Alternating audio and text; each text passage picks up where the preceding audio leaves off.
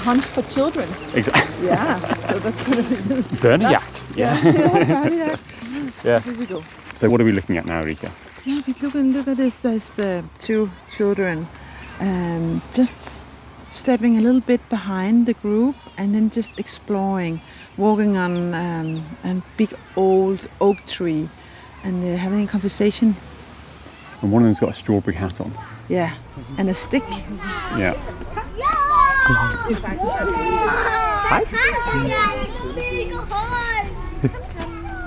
As a new day unfolds in Denmark, many children across the country start their morning in a makeshift classroom amongst the trees. Come rain or shine, these young children are sent off to the middle of the forest to spend their day climbing on logs and playing in mud. To some, this might sound strange and far from the conventional idea of an education, but in Denmark it has a long history and is actually pretty common.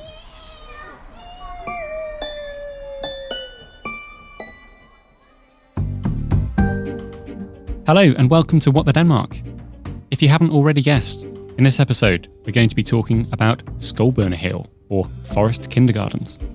To find out what forest kindergardens actually are, I visited Bonsai Skovbørnehave, one of Denmark's many forest schools. We'll be talking about what it's actually like for children who attend these schools, how they developed in Denmark, and we'll also hear some insights about forest schools in the UK as well. So, let's find out why so many Danish parents send their 4-year-olds off to the trees.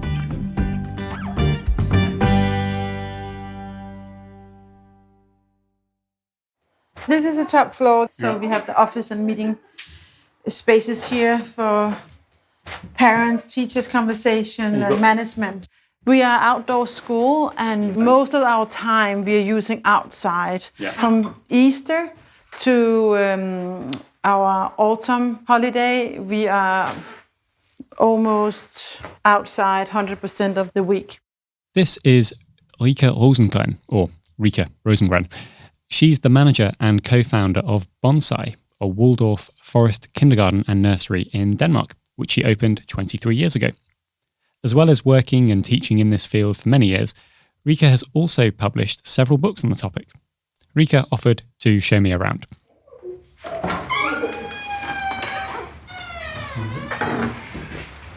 Okay, so we're stepping outside. Yeah, we're sitting outside in the backyard, and we are so fortunate that we can just go direct out to the forest. And this forest is 9 kilometers from central of Copenhagen, so it's quite close to the city.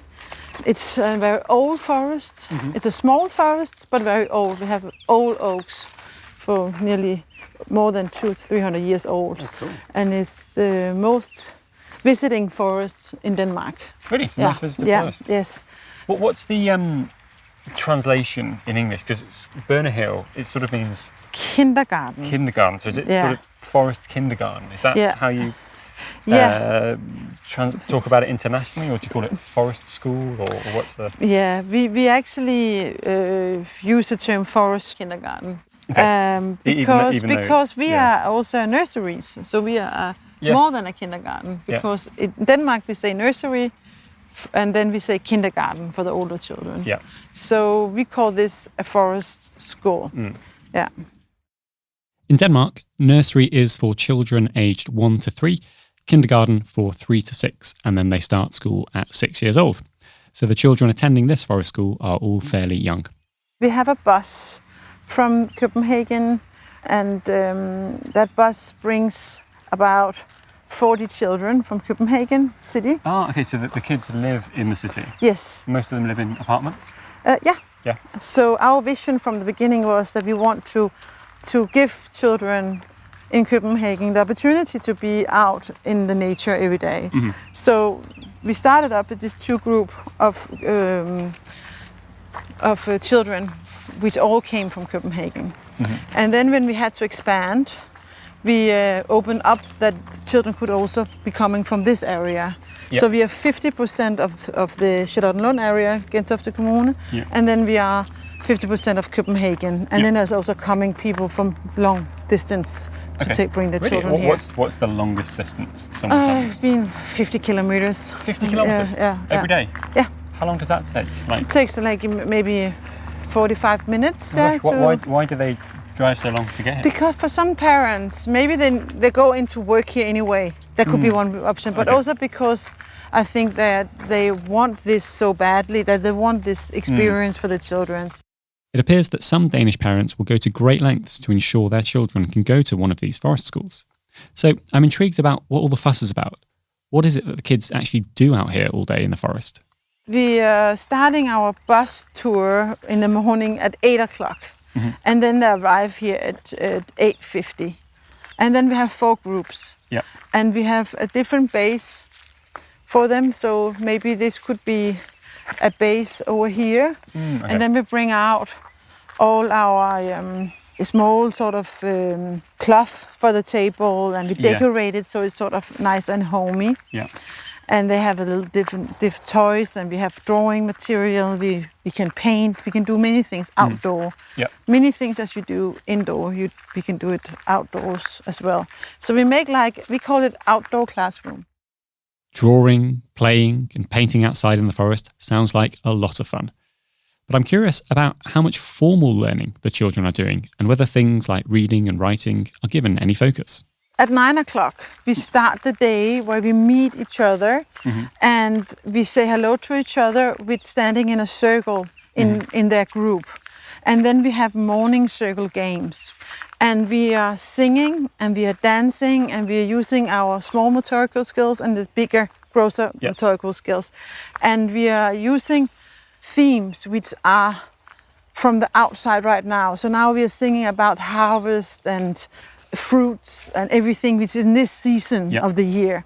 And just that is so much learning opportunities for their movement and their social commitment, that they're standing in a group, in a circle, and they are imitating the adults using things, and their language skills as well, because new words and things are coming through the songs. Yeah. And then after that, when we have the morning circle program, we are having a snack time where we also sit around and we eat the same things. We are making rye bread and apples for them for the snack time. Yeah. And then we have free play. And when there is free play, there's things to do. You can go maybe and use, there is one adult over to the woodworking craft. They can go there if they want. Maybe they can go and paint. Yeah. Maybe they can go and collect things. Maybe one teacher say, okay, let's go out, or maybe we can find some insects or something. Yeah. And then we'll go out and do that. So that is free play, where we can use our creativity, and they are digesting a lot of their experiences through their play. Okay. Well, what do you mean by that? If we have story time, and we are telling them a fairy tale or a story, then they like to go over afterwards and play it out, or just to digest it, what they experience. To process it. Yeah.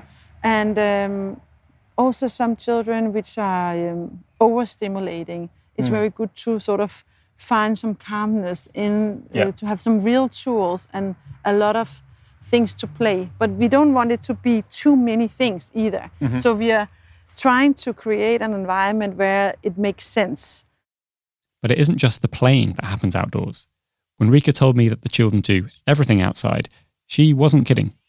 So then we all have to go to toilets outside, where we bring out. Oh, so all the kids go to the toilet outside? Yeah, we have this special outdoor toilet which we homemade.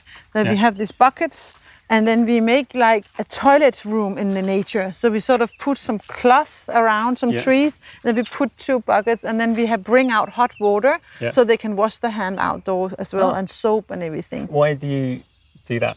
It's because if we had to go all the way in with the group all the time, we would spend so much time. And you're saying it's also freedom, because you can go down to the ocean, you can go a longer way, so you don't have to think about that you have to be close to the house. You have more freedom in that way. Did you develop this straight away? Yeah, straight away. So like 22 years ago, you were like, we need to do this. Yeah, straight away. Yeah. Because it makes so much sense to do it that way. And they're very comfortable about it. Yeah. And because we protect them, so it's just not standing in the middle of everything. It's like in a protected area, and there's adults around them and stuff. So they're really feeling good about that. Yeah, and then we have lunch, and we eat the same food, all the children. Oh yes, that's it. Yeah. So it's very vegetarian and good products, biodynamic, organic, and simple food. So we have warm food every day. Yeah. And so do they eat the lunch outside? Okay, so they're still outside. Yeah, still outside.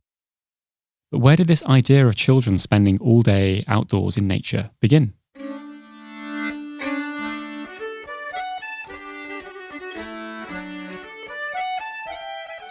Humans have, of course, been outside with their children in nature since prehistoric times, but the notion of a formal learning institute is something different. The first forest school in Denmark was established in 1952 by a woman called Flatau, after she began taking her children out for regular walks in a nearby forest. Ella and some other local parents then formed what was known as a walking kindergarten, and the first forest school, which put child-led, play-based learning at the centre, was born. What she did was just that she have two children, and they like to go to the forest every day with them before lunch. And then there was some more children that also want to come. She said, why don't you come? And then she just started, and she could see, wow, what the nature could actually do. And then she just grew bigger and bigger. And then she sort of formally went to the Danish government and said, I want to start a school. No, you didn't do it. You didn't need to do that in those days. Okay, you just did it and then maybe parents paid a little bit of things for the food or something. It was just she was, it was not that, the beginning it was not so strict with all those things. Yeah. It's, when I started 22 years ago, it was also so much easier to open up a school. We didn't have so many regulation at all. But now it's changed a lot, so it's taken big efforts. I'm starting up a new school now up in North. It's just like so many regulations, so expensive to start up a school. Really? Yeah. You cannot just start a forest school anymore if you don't have a house. And you have to have the same square meter of a house if you ever in a city. So you have to pay, even if you're outdoor, 80 times, we have to pay for this indoor. Even if you don't want to be indoor, we have to pay for it. What? Okay, wait, so the government says you've got to have this many square meters for per each child. Yeah.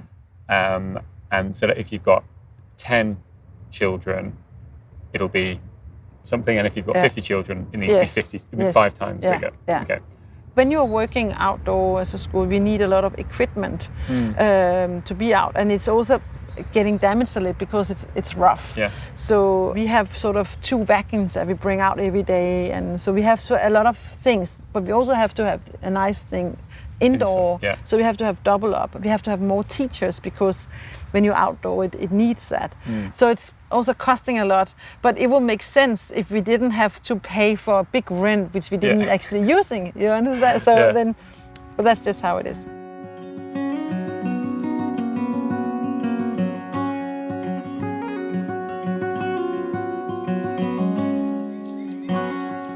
So you've got a mat down here, it's like a big picnic rug. We're making like an outdoor classroom in the forest.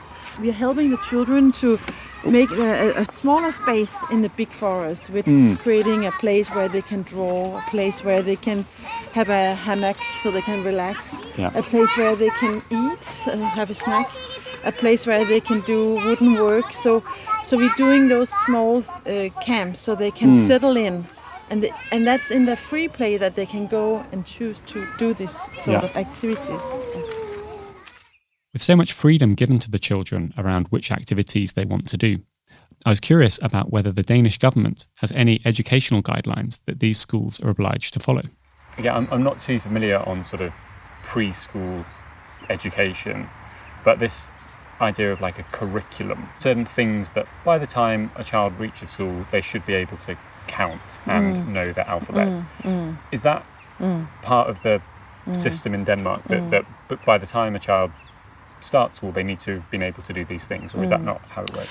We have a curriculum in Denmark called Læreplan, and we have to go through all the language skills, and we have to make sure there is a nice environment, the motorical skills and movement, nature. There's some subject there that we have to work with all the time, even if I'm in the city. And that's the government says, the education department says this needs to be done. And we have to follow them, either if you are a city school, or if you are a natural school, or if you are on a farm, or you're in a forest, whatever. You have to sort of bring that into your program. Yeah. So we have to ensure that that is happening. The government is also coming to visit and see how are you doing it, and we have to sort of document our work for the government in that sense, because the government also pay money to the institutions. So to get that money and license, you have to have that. But I think we are having our own system as well. We also see where are the individual child.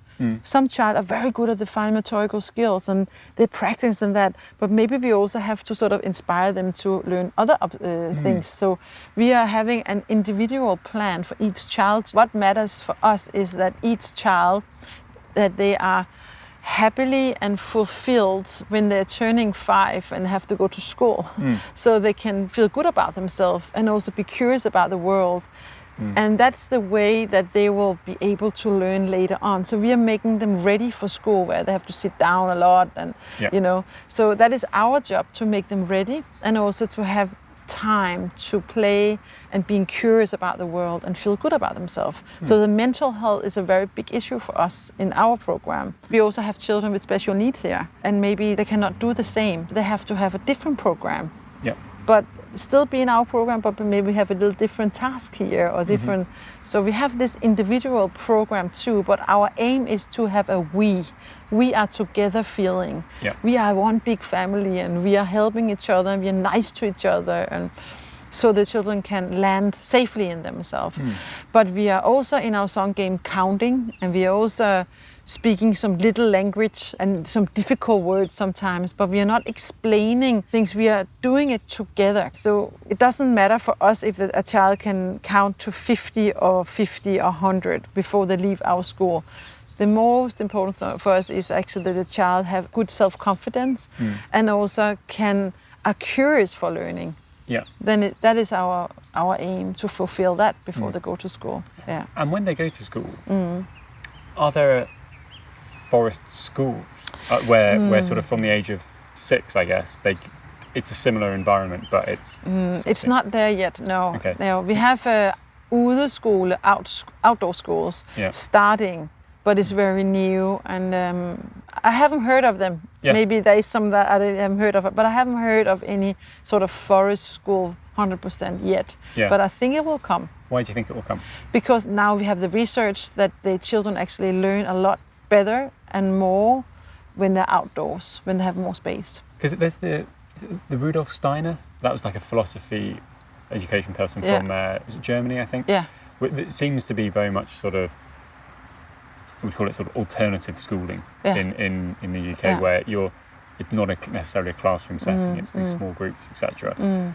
Would forest schools be a sub part of that school, or would it be a separate thing? It's totally separate. I think there's Waldorf schools can be classroom schools as well. So all Waldorf schools are inspired by the philosopher Rudolf Steiner, which made some very interesting way of how to make the best circumstances of how the children can learn. So one example is that in the morning it's good to have all the writing subjects and things for the brain, and then in the middle of the day you can do digesting, you can do sort of all the more feeling like things, and then in the afternoon you should move your legs because you're tired, so you should have movement and sports and stuff like that. That's just one thing that he was inspiring people to look at when you're doing education of the children. But forest education is a different thing. We are just here, we are a Waldorf kindergarten, but we are also a forest school. So we are two things. We are trying to meld those two things together. So there's so many forest schools which have nothing to do with Waldorf, and so many Waldorf schools which have nothing to do with the forest. So what would a forest school that doesn't have anything to do with Waldorf, how would that look different to what you're doing? I think when we make an outdoor classroom, we make sure that we have sort of cloth in the trees and hanging chairs and sort of small room in the space. I think other forest schools will just go out in the forest and not think so much about the aesthetic and the environment in that sense. And then we have our toys, and the book we choose is more sort of wood and natural material and stuff like that. But I think to do the woodworks is something they do in Waldorf school, but they also do it in forest school, I think. And we're doing this rhythmical day is very Waldorf. Okay. And they don't necessarily do that in a normal forest school. Every day in the week we also have a subject, paint on Monday, bake on Wednesday, and go on tour on Tuesday. And I don't think they have that structure.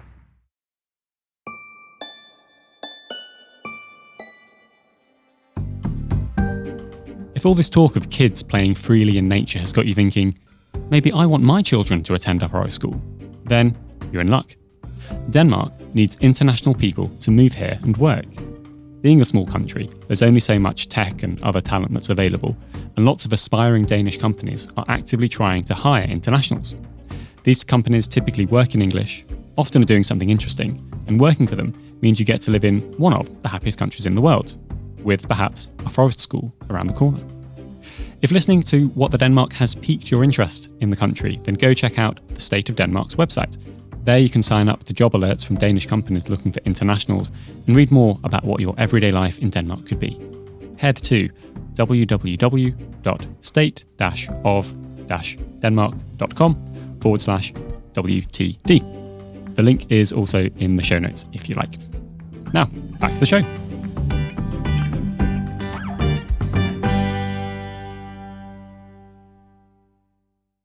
In researching this episode, I found that forest schools are becoming increasingly popular around the world, especially in the UK. But these new schools, popping up across my home country, often only involve the kids going out into the forest once a week or once a fortnight. But does this really count as a forest school? And is there a distinction or characteristic about what makes an actual forest school? I asked Rikke what her thoughts were on this. I wrote a book called Child of Nature, where I found a lot of research about what is actually the background of forest education. You have to have the freedom to call it what you want, and I also think it's much better to go out in the forest once a week than never come out to the forest. So if you have that opportunity, I think it's good. But I will say, if you can enjoy being outside in the forest and bring enjoyment and happiness and freedom and good experience for the children, then you have a forest school. But it's like, what I can see, if you are in the woods and in the nature with the children for a longer period of time, they will just dive into it. Their play will be much more sort of deep. Okay. So it will not be sort of, what is that? What is it? That is sort of the curiosity from the beginning. And the child will naturally do that in the beginning of a new environment. But if they have been having the same environment for a while, they can sort of relax about it, and sort of like an onion where you can take some things off and you go into the essence. So it's not just on the surface, it will be more deep experience. Coincidentally, our producer on this episode, Anna, also has a close connection to forest schools. Her dad, Tim, is a forest school leader in a mainstream primary school in England, where, along with English and maths classes, the children also get access to 1 hour of forest school a week. We spoke to Tim about some of the similarities and differences of forest schools in the UK and Denmark. So I've been a primary school teacher for about 25 years, and I've been a forest school teacher for the last 10 years, working mostly with children aged between 7 and 11.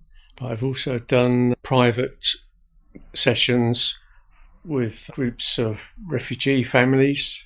The school where I've been working is in northeast Essex. It's actually on the coast and hasn't got much green space within it. We are very lucky to have a little bit of woodland on the edge of the school playing field. So in this school, each class would get half a term in the year doing forest school. So it was only a taster, but it meant that everybody got a go in each year, which is a good amount as a starter. The important thing is that they are doing something, because a lot of kids don't get to go outside. They don't get to be in a natural setting. And there's lots of research to show how beneficial it is physically and mentally to be spending a couple of hours out in nature, out in the woods. A lot of these children come from quite difficult backgrounds, and it's a change from everything else that you do, which is classroom-based, where you're expected to sit still. In the forest school, you've got a lot more freedom. You can choose the activities you're doing. Behaviour tends not to be a problem. Children who struggle in the classroom will be completely different out in the woods. And it's always a remarkable thing for the teachers to see the change in their class.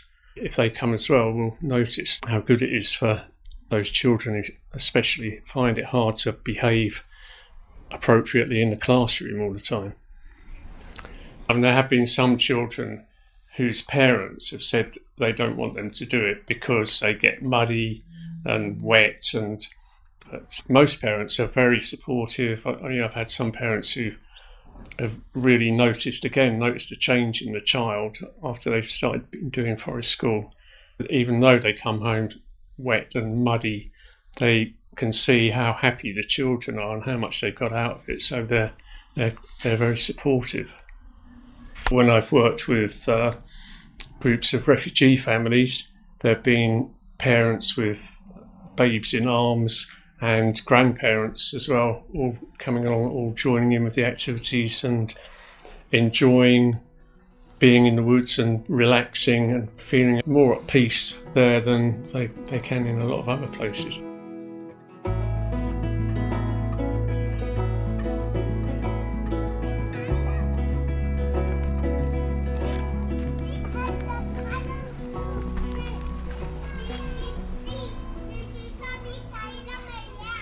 There's evidently a lot of benefits to children attending forest schools, but I also wanted to ask Rikke if there were any downsides to this type of education, or any reasons why this might not be the best setting for some children. I think we have to consider that the children need protection. It can be a rough environment, so we need to have the right clothes, the right gear, the right organization, and we have to have the teachers who also love to be outside. Because if the teachers doesn't just stand there and are freezing and are not enjoying it, it's not a good environment for the child to look at. Yeah. So the enjoyment have to come from the teachers. They are the role model, and so I think we have to educate the teachers to like to be outside. And it's a very interesting subject because most of my teachers, when I have them in practicums and stuff like that, when they come here, are you outside the whole winter? And they're like, and then when they have tried it, they're like, oh my God, I could do that. And it was so much easier, there was not so much noise, and I had more energy when I came back home because I have not been inside this classroom all day long. So they can see the benefits, but we need to sort of educate the teachers to see it in that way. And how much does it cost for a child to come here? For the kindergarten, around 3,800, so nearly 4,000 Danish crown to be here. Okay, so that's about €500 a month. Yeah, with the food and bus. With food and bus. And nappies and everything. It's all included. All included, yeah. Okay. And is that sort of similar to what it would be in a non-forest school? Yeah. It's a little bit more expensive, but that's because we provide bus and food. Okay. But it also depends on which kind of commune, which state you're living in, because in some they're very low and some high. So we're taking the Copenhagen states and using those quotes. Gotcha. Yeah. Because the government supports, so the government pays. Yeah, we get some of it, or we get around 60% more than the parents pay for each child. Yeah. And so, just going back to the reason why you might not want to, if you're saying the price is similar to other kindergartens, it's not that this is exclusive because of the price. It's not like it's just like 3 times more expensive. No. And also, if you're a student or if you're unemployed, you will also get paid from the government. Okay. Even if we are a private school, but they are still paid. So we still have single parents and students and stuff like that. Or if they have a low income or for some reason, they will get some of the reduced price from the state. Rikke mentioned there's been research to show the benefits of forest schools, but I was curious about whether there have been any studies directly comparing forest schools and mainstream indoor schools. There's one researcher, they studied a group of children for 3 years. One was in a very, very nice playground with really, like ours in there, with a lot of different nice environment, and some was outdoor every time. And what they found out is that the children outdoor could sit better still when they went to school, and they were better of their play, the fantasy, and the concentration much better. And they couldn't find things. And so because they had the space in the forest, they were able to actually attend school better than the one who has been on the playground. Yeah. So things like that. And I have so many stories, which is also like there's some of the children who, when they go into the city and they start school, they don't move so much. So the parents come and tell me, oh my gosh, because they actually put on weight, and if they look different now and they're not so strong anymore. I said, no, you have to go out to the forest in the weekend. They have to use themselves, because here they're just used to, like they are, using themselves so much. And so the parents can actually see they have to keep up afterwards, otherwise it will just be not good for their health. So it's some natural routines we have here, which you can actually see afterwards. Then the parents have to go out with them more, because when they're in a forest school, when they come back home, then maybe they need to play inside because they've been outdoor all the time, you know. But then when they're finishing here, you have to do the opposite. As we started walking back through the forest, passing through the garden where the children help grow and harvest vegetables, Rikke revealed something that I found quite surprising. So you can see over here is our garden, and now there's a lot of tomatoes and a lot of basil and a lot of things. So we use those things to go make the gardening work with the children, but also to make the harvest and then put it on the pizza. Nice. So they go and pick the tomatoes. Yeah. An adult chops them? Yeah. No. They chop them themselves. Yeah. How old are they? 3 years old. Okay. They start to do chopping the vegetables with the help with the adult, with the teachers. So you give the 3-year-old knives. Nice, and they... Yeah, small sort of work knives to begin with, and we also do wood crave with knives. So we start with the smaller knives, and then they're getting a real knife when they have the skill for it. Oh, right. Did any of the parents get a bit uncomfortable with that? Very few times I had a question about it, but we are also very aware that we have to make the right environment. They're not allowed to just take the knives themselves, We have to sit around them, and we have some steps that they need to be aware of how to sit and how to be with the knife. And there's a lot of rules about it too, how to use it. But they really like it, and they sit and concentrate for so long time. Yeah, they really enjoy it. Oh, wow. Yeah. You mentioned these rules. Like, where do the rules come from? As in, is there a... we are... Are you developing them yourself? Or? Yeah, we're developing ourselves so it makes sense for us. Yeah. So if we are having a session with knives, and maybe there's a group who thinks, we think it's a little bit uncomfortable, then we talk about it for a meeting. Okay, how can we... the teachers. Yeah, with the teachers. Like, why do we actually want to make wood work with the group of children? What's good about it? What is our goal about it? Yeah. And then how do we make sure that it's a safe environment for the children? Yeah. So we have to always talk about the vision and goal, but also about how to make it a good environment and safe environment for the child. Hun er 2 år. Så du er 1 år mere gammel? Jeg er lige fyldt 3 år. Vi fylder snart 3 år, ikke? Snart 3 år? Ja, du er 3. Du er 3? Okay. With Denmark being one of the first countries to establish forest schools, researchers and educators from all over the world travel to the country to learn more about their model.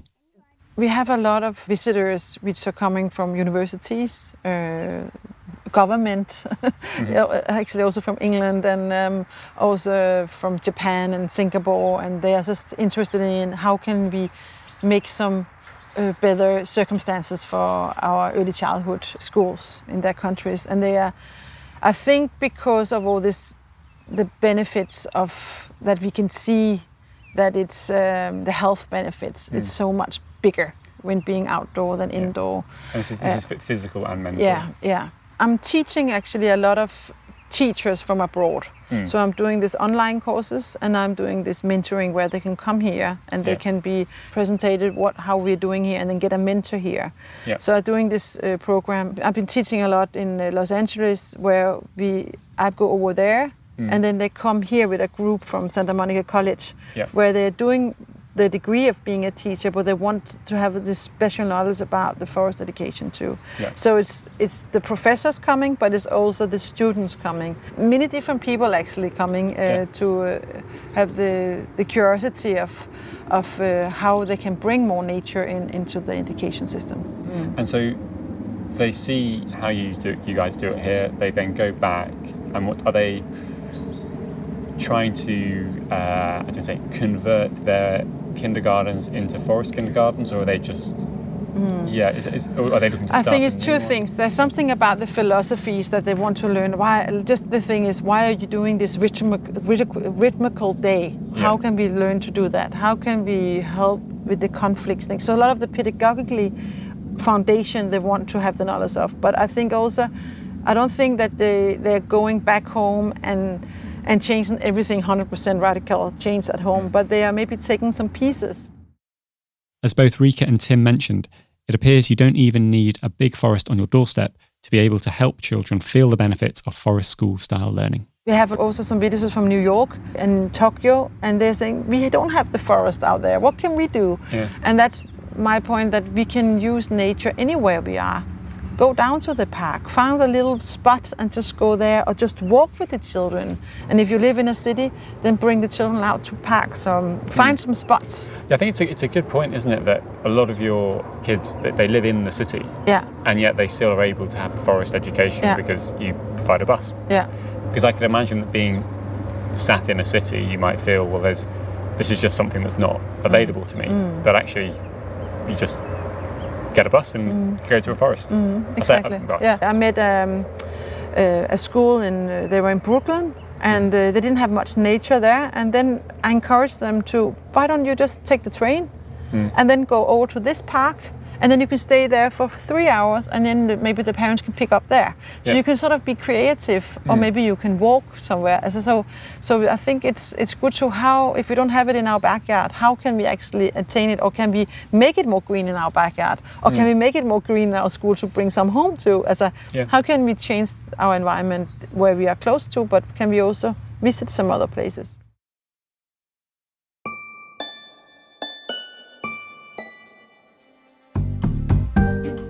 Thanks for listening to this episode of What the Denmark. In the show notes, we have included various links to things we have spoken about, including more from Rikke. If you'd like to learn more about what we do, then head to whatthedenmark.com and follow us on Facebook and Instagram by searching for What the Denmark. A big thanks to Anna de Wolf for producing and Tevin Sudi for editing the show. As always, time for our Danish sign-off. Vi ses næste gang.